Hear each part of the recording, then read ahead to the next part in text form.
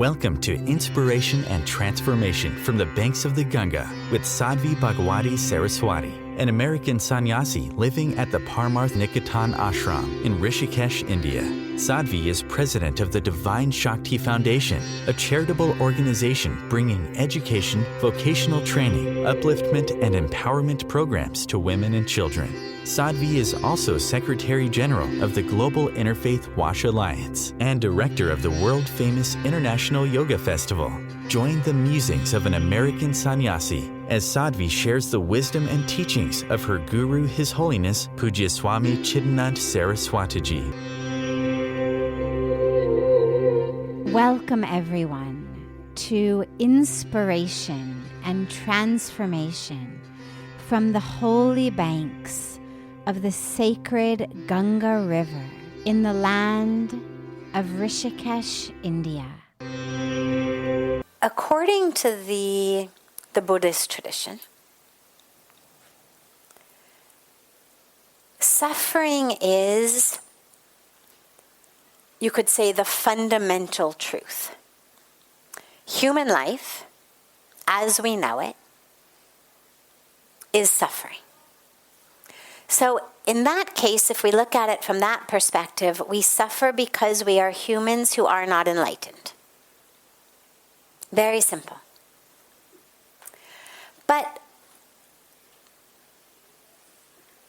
I would take it a step to the side, and I would say suffering is an emotional response to the pain that we feel. Could be physical pain. Have you seen what happens when kids fall and cut themselves? It's very interesting. Children play in the road or outside. They trip and fall, or they fall off the bike. Leg is bleeding. They look around, no one's there. Right? They walk into the house. The minute they get into the house, they start crying. Right? Very interesting. If it were simply the pain from the leg, they would have started to bawl right there in the road. But they actually, very frequently, when it's not a massively horrible accident, they start to cry the minute that they are in eyesight, ear sight of someone who's going to come give them a big hug and pick them up and take care of them. Now, the pain is in the knee. The suffering is emotional. In the case of the kids, it's probably fear. Must have been scary to fall off the bike or to fall down. Scary to see your blood.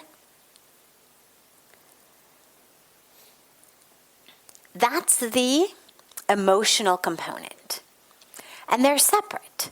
Pain started the moment I fell down. But the suffering only started the minute I went inside. And if no one was home, the kid will wait till mom gets home and then starts to cry. You see it all the time. Right? True, no? Yes. So, pain is different, suffering is different. Now, on a deeper level, that pain may not be a skinned knee. That pain may be the pain of loss, the pain of failure, pain that I'm experiencing in my mind due to what is happening around me. That pain becomes then synonymous with suffering. If it's in the mind, it's suffering. It's my emotional response to what is happening. Pain is inevitable. Pain is of the body. We can measure pain. We can give you medicine to make you have less pain. because there's a chemical process to pain. But suffering is a choice. And I don't mean it's always a conscious choice. I don't mean that you've chosen to suffer in any sort of conscious way. But we do absolutely have the ability to no longer suffer. But in order to no longer suffer, we have to not put, this goes back to the first question, we have to not put our joy, our peace, in the up and down, unpredictable nature of the world. If every time something I want to happen doesn't happen, I suffer. Well, that's because I've put my happiness, I've hooked it into the weather, the stock market, the traffic, other people's moods, right? Someone is obnoxious to us, rude to us. We suffer. So I've said, okay, I'm going to hook my happiness into your moods. So we say that suffering is caused by ignorance, that on the deepest level, core of who we are is divinity, right? We've been created not just by the Creator, but of the Creator. The core of who we are is divine. The Upanishads remind us of that when we chant Isha Vasyamidam Sarvam Yat Kincha Jagatyam Jagat. Everything in the universe is pervaded by the divine, including us.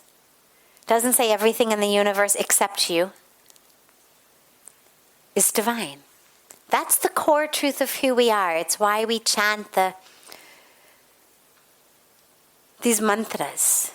Soham, aham brahmasmi.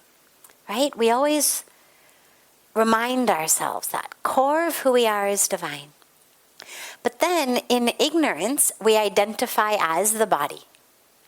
I am my height, my weight, my history, my career, my bank account, the color of my skin, my relationships, where I've reached on professional ladders, social ladders, popularity ladders.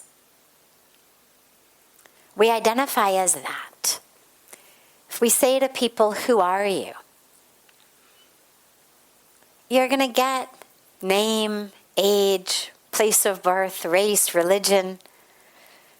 I'm so-and-so's husband or wife or mother or father or son or daughter. You're going to get the career.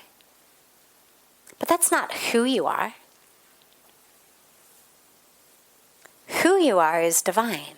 All of the rest is just describing your vehicle. Right? Like I'm the 1971 California female model. It's not who I am. It's the particular model I've come in. Then you could say, 1971 California model, but that's now being, driven in India. It's the vehicle. It's not who I am. But if I identify as that, there's suffering. That's where greed, lust, anger, fear, attachment, expectation, competition, jealousy, all of that which actually causes our suffering is rooted in ignorance. Because I identify as the body, as the roles, I'm constantly comparing, usually unfavorably. This one is more beautiful than I am. This one is richer than I am. This one is smarter than I am. This one's more successful than I am. This one's funnier than I am. And I suffer.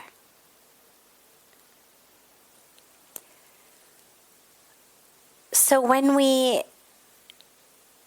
live in that original ignorance, right? We don't think about original sin. We think about original ignorance.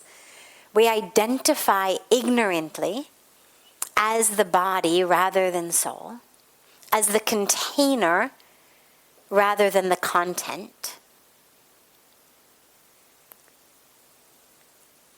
We suffer. And therefore, the answer to suffering is wisdom, truth. It's not about finally getting that raise or finally getting that promotion. Finally getting what you want. Because after each thing, it's something else. And when we speak about sort of the nature of life is suffering, well, we love, we lose. It's the nature of life. Eventually, everybody's going to get sick at some point. Everybody's going to die at some point. If that leads to suffering, it's based on that ignorance. It means I am the body. That person is the body. The relationship, the attachment is just body to body. So the suffering is rooted in ignorance. However, that doesn't mean that you should feel badly about it. The solution is not to say to yourself, you are ignorant. Now you've just added criticism onto already suffering, right? Berating yourself never helps. Condemning, criticizing, it never helps. So that's where compassion is so important. To really have compassion for that, to see that suffering. I'm really suffering there. And to hold that suffering with love, with compassion. Because yes, you're divine, and you're here in this beautiful form. And this form isn't who you are, but it's still worthy of our love and our compassion. We're not meant to just push away the body, push away our humanity. We're meant to live through it, to fulfill our dharma, to serve, to do our duty, to be engaged. Well, all of that is part of this body, this role, this history, these resources. So have compassion for that body, mind, heart, emotion complex, you can think of it. Have compassion for it. And in that compassion, hold your own suffering with love. But also simultaneously, make sure you're engaged in practices, meditative practices, prayer practices, that allow you to witness and realize, I'm not the body, I'm not the mind, I'm not the suffering. Because here I am watching it. Here I am aware that I am suffering. It means I'm not the one suffering. If I'm the one aware of the suffering, then I'm not the one suffering. So if you can practice that meditation of being aware of the suffering, then it'll help you hold it with love and compassion, tenderness, and it'll help you realize you are not it, because you're watching it. And the one who's watching isn't suffering. The one who's watching is just aware. You're listening to OTR-FM, part of the IOM radio network. Being a radio host on IOM FM allows you to build your show on a rich platform with the power of the internet to fulfill your outreach goals and connect with a very specialized and global online audience, unlimited by time and distance. OMTimes Radio will provide you with web relevance, a recognizable conscious brand, and with the standard of excellence that has accompanied every single Circle of Hearts Radio is a sanctuary on the airwaves. Join me, Grandmother Alaya, in the circle on Sunday 2 p.m. Eastern as I share information to both enlighten and nourish your soul.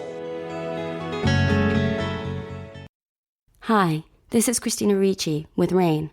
Every 2 minutes, another American is sexually assaulted. If you or someone you know has been sexually assaulted, you are not alone. Help is just a call or click away through the National Sexual Assault Hotline. Please call 1-800-656-HOPE, that's HOPE, or visit rain.org, that's RAINN.org. Brought to you by RAIN and this station. Welcome back to Inspiration and Transformation. I'm so glad to have you all back here with me. Come from one of three possibilities. Possibility number one is it's the fruit of the tree of the seeds that we planted. I plant an apple seed, therefore an apple tree grows. What I have to eat are apples. That's what we speak about in terms of karma, right? I do an action. That action bears fruit. That's the karmic fruit. It's not fault. It's important to realize that when we have situations arise, it's not the universe blaming you and saying, oh, this is your fault. Having apples, you wouldn't say they're my fault, but they're certainly the result of actions that I've done. But the universe does not see good or bad. The universe isn't saying, oh, apple trees are bad, but orange trees are good. I may prefer oranges and be very upset with an apple tree. But in the universe's perspective, it's just apples and oranges. I happen to plant an apple seed, so I've got apples. It's not that the universe is punishing me for planting the apple seed. I'm simply receiving the fruit of what I have planted in this life, in previous lives. So that's one way that situations arise in our life.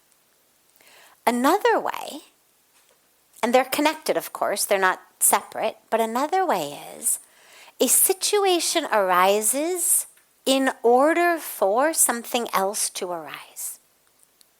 I've been given an experience because in that experience there is a lesson, there is an opportunity that I am supposed to learn, that I am supposed to go through.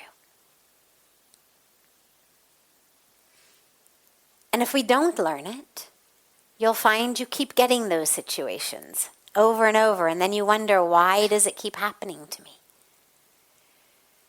When the real question is, what is the lesson in there that I'm not learning that is making the universe continue to send me the same opportunities over and over and over again? Right? It's like if you don't learn long division, they're not going to let you go from 5th grade to 6th grade. You've got to learn it. It's not that you're bad, it's not that you're wrong, it's not that you're being punished. But the school knows if you don't learn how to do long division, you are going to be lost when they start doing algebra, then trigonometry, then calculus, that you'll totally fall behind. So they're going to hold you back at a young age until you learn your proper long division. And you get to keep doing 5th grade over and over again until you learn it. Maybe you decide, okay, enough. Give me a tutor. Give me someone who will sit me down and teach me this stuff so I can get through it. That's what leads a lot of people finally to go and find a guru. They feel stuck. And they don't know the way out. We find somebody who says, aha. And that ignorance gets removed. The light gets shown. And then we're able to walk in that light. So those are two ways that things happen. The third is what I would call simply nature. Meaning, it was my birthday, I planned a picnic, it rained. I don't believe that the universe is giving me fruit of something I've done and that's why it rained on my birthday. Or that people who were born in rainy seasons and therefore don't get to have birthdays in the park or somehow, getting some kind of negative karmic fruit. I think it's just nature. So I think sometimes things happen just because they happen. It's nature. You're working on the computer, you're in the middle of doing something, you've done great work. Electricity goes out, computer shuts down, you lose it. I wouldn't necessarily rack your brains trying to figure out what the lesson was other than save your work or, what karmic fruit I'm getting. Sometimes things do happen just because it's what's happened. But most things fall in the first and the second category. So if you're in a situation that is troublesome, instead of asking about fault, ask two questions. Number one, what seeds may I have planted that have borne fruit like this? Not so you can blame yourself, but simply so you can be sure not to plant those seeds again in the future. The second question to ask yourself is, what am I supposed to be learning from this? How am I supposed to be using this experience to grow, to blossom, to transform? Those are the two questions to ask. Because every opportunity is for that, it's for growth. There's no scripture or even commentary on a scripture or sage or saint or rishi, whoever said, be a nice person and everything will always go your way. Nothing you don't want to happen will ever happen. Nobody ever promised us that. We're not even promised by God, come to me, pray to me, worship me, and you'll never be in difficult situations. You'll never have challenges. You'll never get fired from your job. You'll never get left by anyone. Everyone will love you. Everyone will appreciate you. We've never been promised that. There's no spiritual law, natural law that says that. So don't ask questions that aren't actually relevant to the situation, because then you just get stuck in the jail of your own mind, asking questions that have no answers.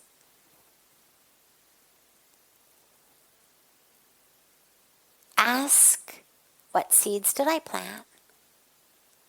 Because it's a very good question for insight, and it's a very good question for future planning. And ask, how am I supposed to blossom through this? How am I supposed to expand, to grow, to change, to transform? See these situations as opportunities, rather than just, oh my God, I'm stuck and it's not my fault. And in terms of your second question, in terms of a relationship of loving and giving and then getting not such nice response back, This is where it's really important to realize that everyone has got their own karmic package that they're in this life with. And even though you may be the one who has spoken the words or done the action, and maybe your words were loving and kind, and the action was loving and kind, but what that person is responding to or reacting to is not just your words or actions. They're reacting to their whole life, their whole karmic package.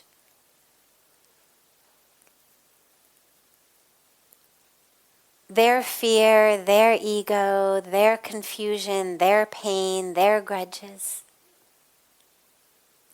And so it's always a difficult situation to be in, but it's important to realize everyone's got their own karmic package. And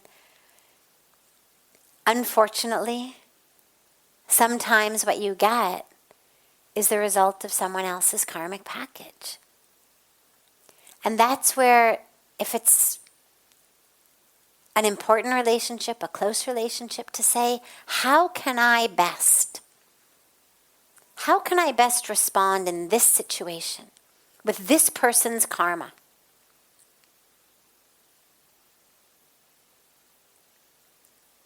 And that becomes the lesson to learn. Because slowly they'll work through that, hopefully. Karma's not fixed and stuck. It's constantly changing, right? I go through one karmic situation, then another karmic situation. But do check yourself also. Is there some way that you are triggering someone else's karmic baggage? And see, especially if it's a relationship that you want to hold on to. In those cases, my prescription is always choose love. Whatever the person is doing, whatever they're saying, however they're acting, you have the power to choose love. It may not necessarily impact them, but at least it will impact you. At least then you are living in love rather than in anger. Someone else's bad mood shouldn't have the ability to steal your love. If they're in a bad mood, okay, let them be in a bad mood. They're cranky, fine, let them be cranky. But why should that have the ability to steal who you are, which is a being of love, a being of truth, a divine being? Why should you act any other way just because somebody else is in a karmic moment of ignorance or ego or fear or anger? So keep choosing love in yourself, with yourself. And you'll see it will change a lot of the world. But at least in the meantime, it'll change your inner situation. And that's something you do have control over. This is OTR-FM, part of the IOM radio network.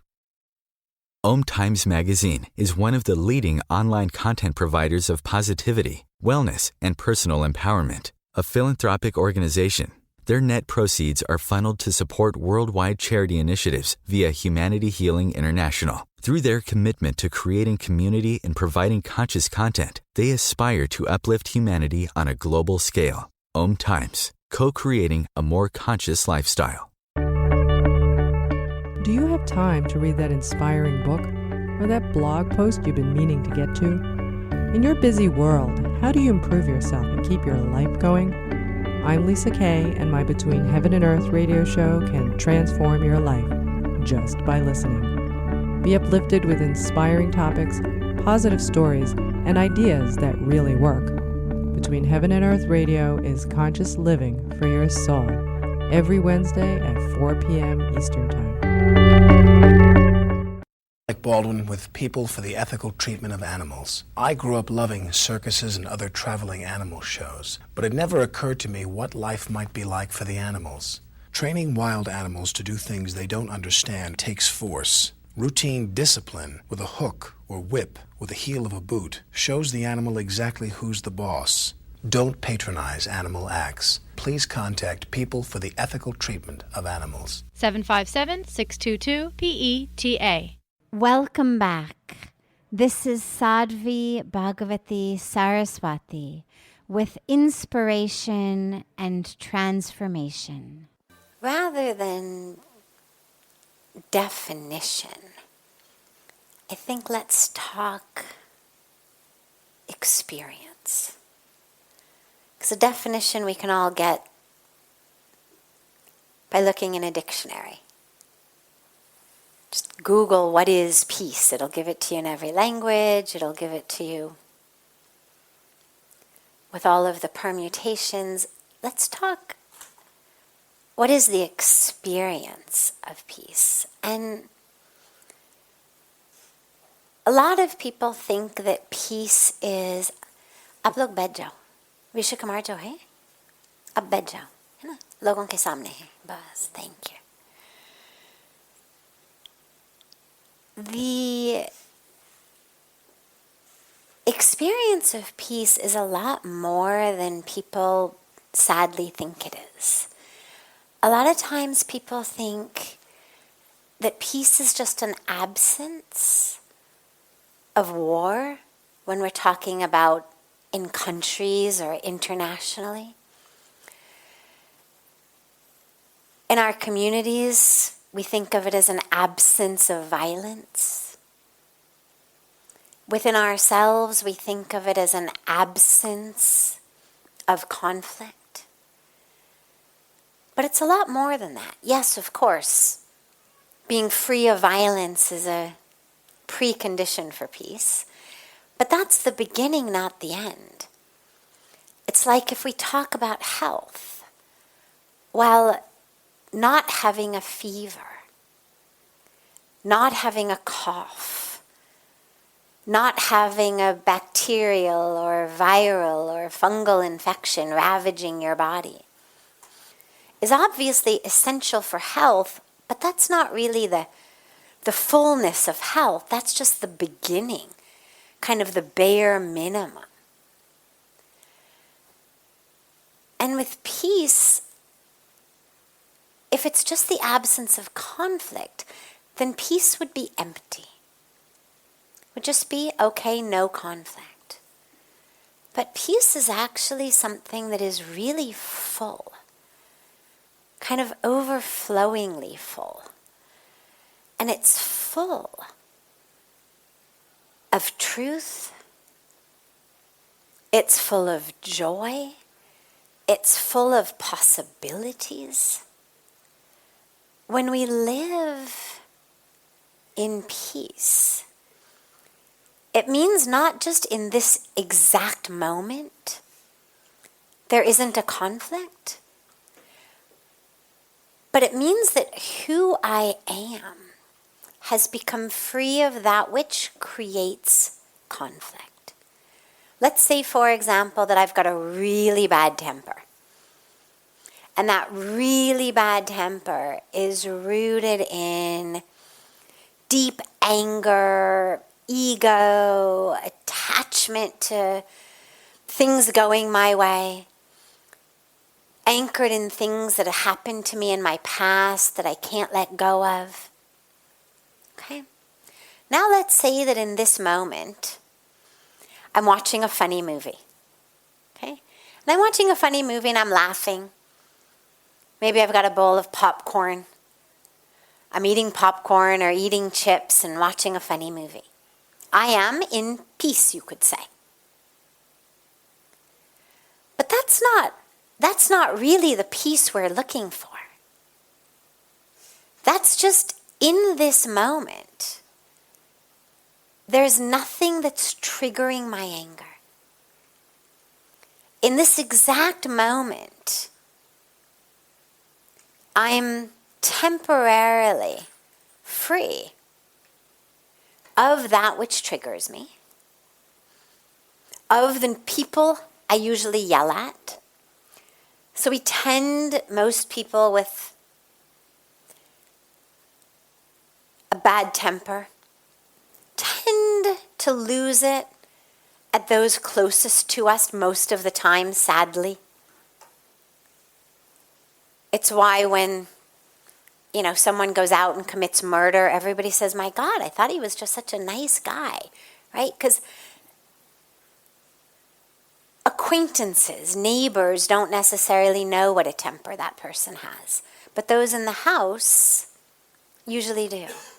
So let's say, for example, that I am this person with this very bad temper. And at the moment I'm watching this funny movie, eating popcorn, eating chips, and the people I'm usually angry with, the people I usually lose my temper at, they're not here. Okay, maybe they've all gone out of the house. I'm home alone with a funny movie and a bowl of popcorn. So you could say I'm peaceful, right? I'm not yelling, I'm not screaming, I'm not doing anything. But nothing has actually changed in me. The moment the movie's over, the moment someone comes in the house, the moment something that I didn't want to happen happens, well, there I am, screaming, yelling, hitting, abusing again. So peace is not just a temporary, situation-based reprieve from an otherwise very conflicted environment. Peace is when, even when things are not going the way I want them to, even when people around me who trigger me are there, I'm still living in peace. Not because I'm biting my tongue, not because I'm, driving my fingernails into my palms to keep myself from screaming, but because I'm actually able to exhale in that moment. I'm able to be present with whatever the moment brings.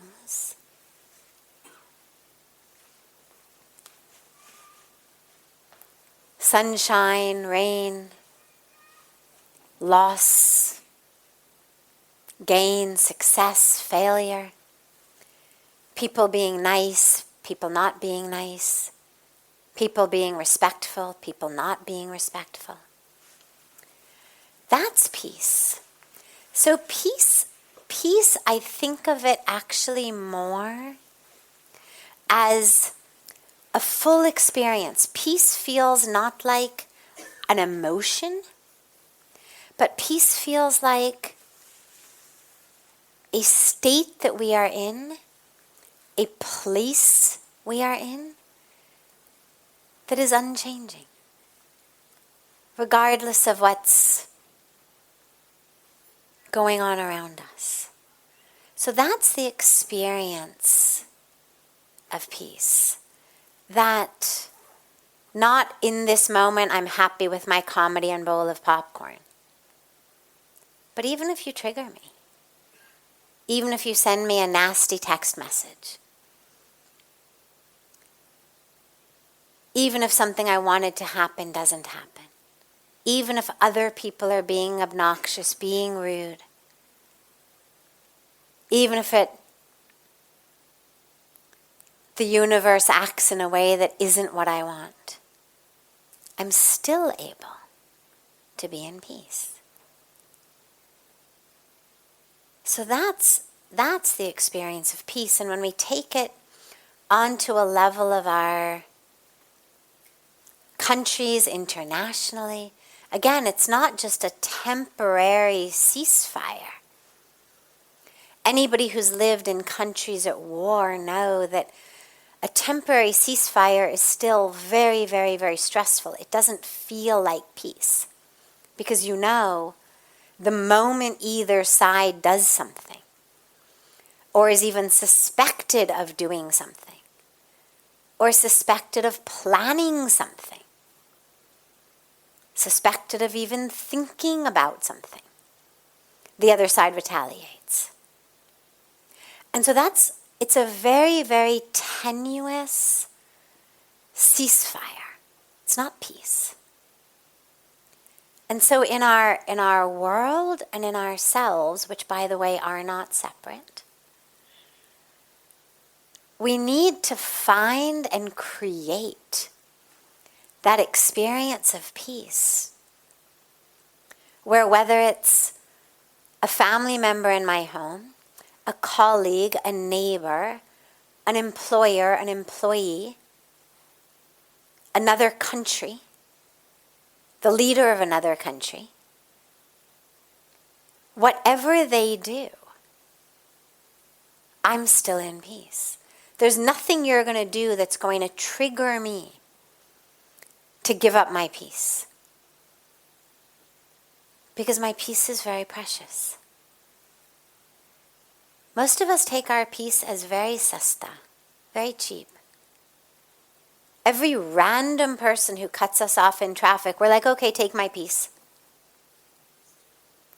Every random person who insults us, we're like, okay, here's my peace. Itna sasta nahi hai. Your peace is not something that cheaply should be thrown around. It's very precious. Be very careful of who and what is really deserving of you handing your peace to them on a platter. Because otherwise, every 2 minutes, this one does this one does that, this guy didn't stop at the light, or he stopped for too long, or he stopped too short. Everything. We are just like distributing pieces of our peace all over the place. You take some, you were obnoxious. You take some, you were rude. You take some, you cut me off. And then we wonder why we're not in peace. And then we go to, trainings and courses to attain peace. If we just could hold on to what we had and stop handing it out like, it was snow in the winter, we would be in peace. But in order to do that, we have to actually find within us, and this is that ultimate experience of peace, we find within us that source. Because as long as my peace is dependent on things outside, it's always going to be tenuous. Things outside go my way, I can be in peace. They don't go my way, I won't be in peace. But that puts me in a very risky situation. Hang out around the wrong people. Find yourself, in the wrong cubicle area of an office complex. Have the wrong neighbors move in next door. And suddenly your peace is gone. And so instead, what we need is to really rediscover that source of peace within ourselves. That is there because the core of who we are is divine. And the nature of the divine is love, is peace, is light. And so that source of all of that is within us. That's the source to connect to. So that regardless of what's happening outside, you're able to be in peace. And when you've got that, then you're going to find that you actually have a lot more than peace. You have peace, but you also have joy. You also have love, regardless of who outside might be loving you back. You've got love blossoming inside you. Because that source of love is within us as well. And when I'm able to find that source of peace, I find the source of love as well. And then we're able to live in peace, in love, in joy, due to an inner source. And then we overflow. We overflow with love and peace and joy, and we share it with others. And in some cases, we get love and joy back. In some cases you don't.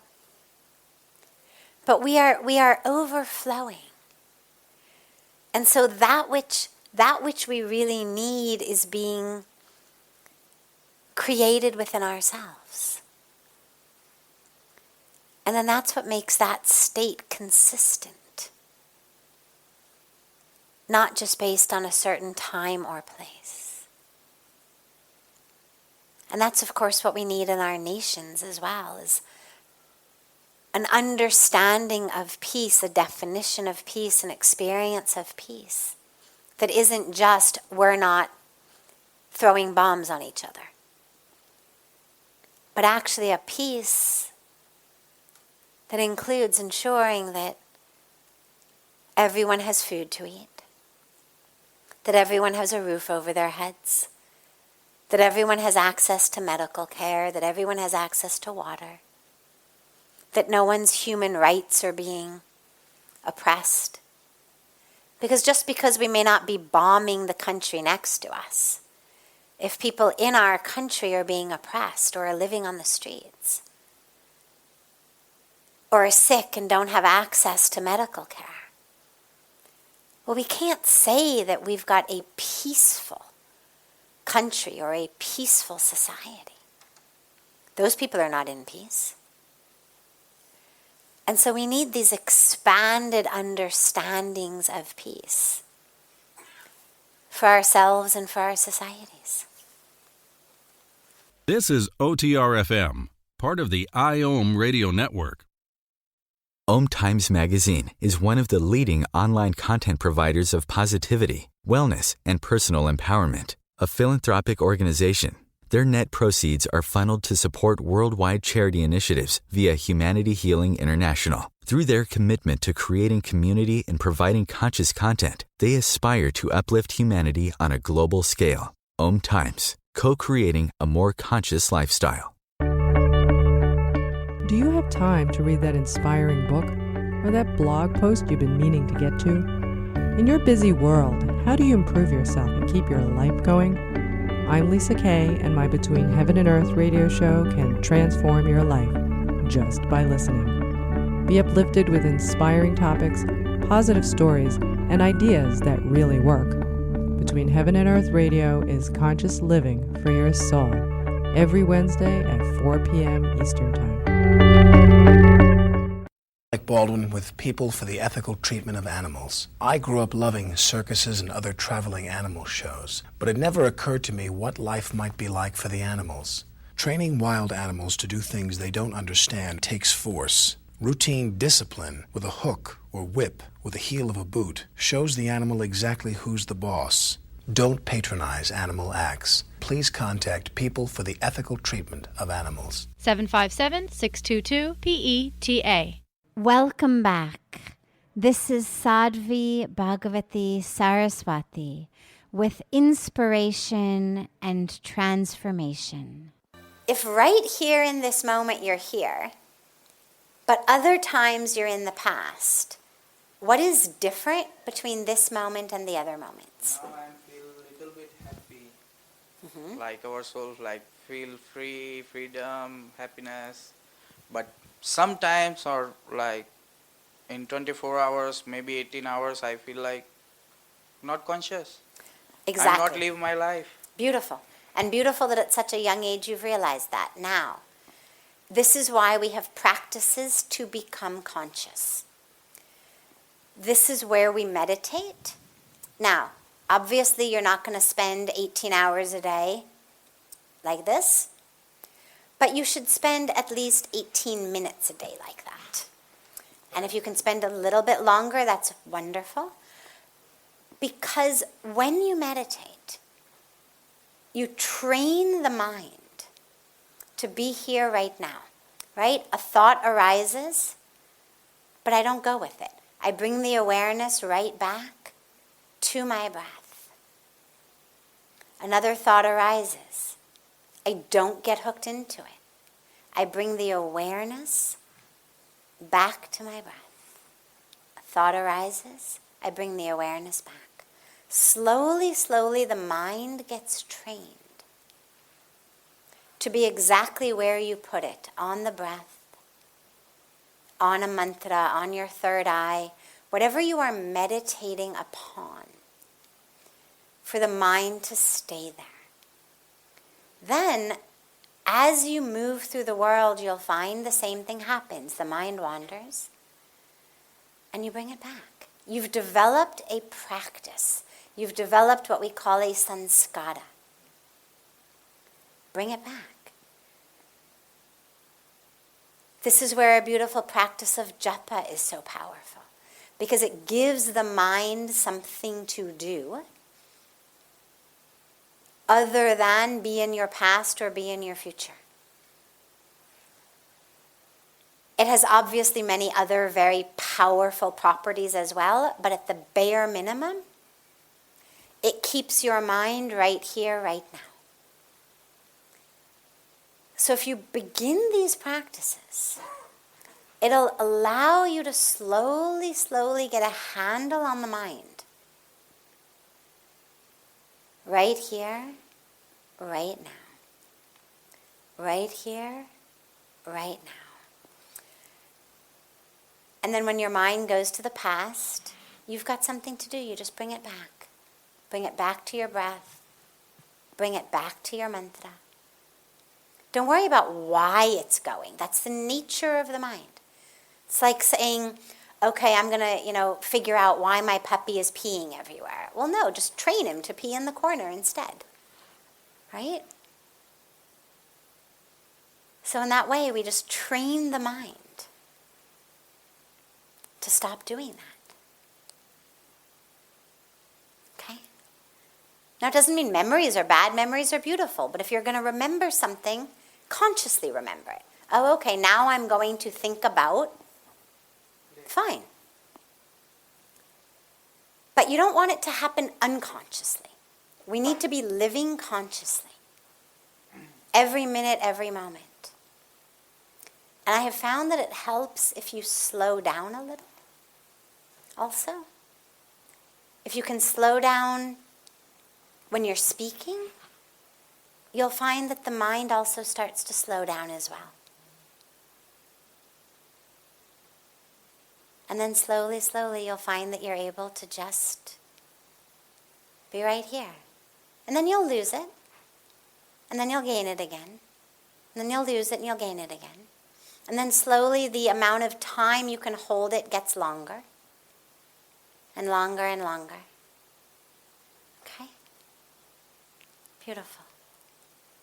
This brings to a close this hour of inspiration and transformation.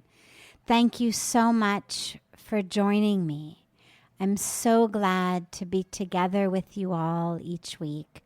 And I look forward to being together again next Thursday, same time, on OMTimes Radio.